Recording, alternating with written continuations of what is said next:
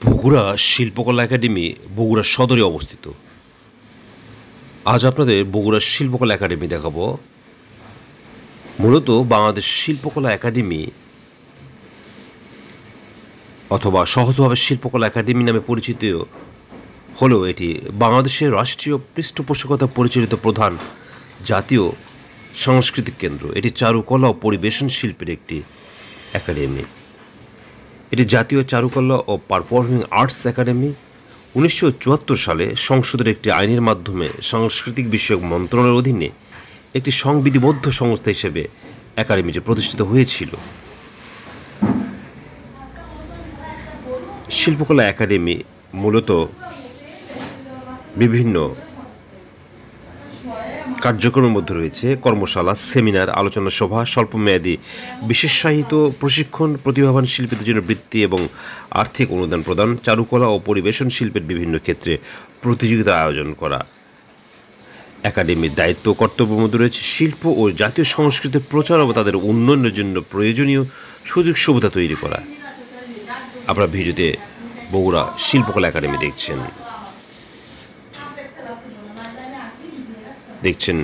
শিল্পকলা একাডেমি ভিতরের অংশ।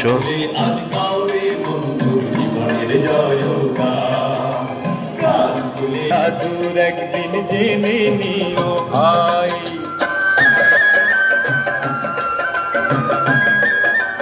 ভাবে যারা পড়ে, সৎ ব্যবসা যারা ধরে, জনসেবা তারাই করে, সেটি জানা নাই।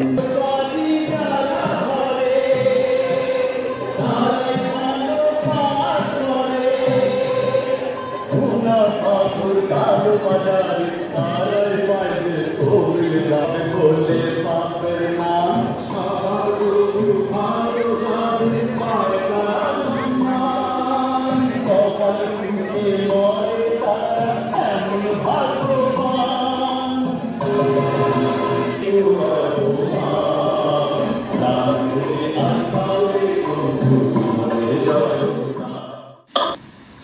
সারা দেশে এর পরিধি সম্প্রসারণের জন্য একাডেমি বেশিরভাগ জেলায় শাখা স্থাপন করেছে।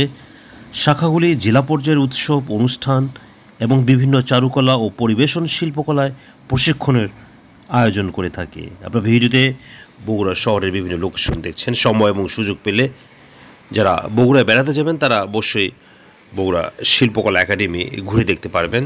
বগুড়া শহরে দেখার মতো অনেক সুন্দর জায়গা রয়েছে। দেখা হবে নতুন জায়গায়। আল্লাহ হাফেজ।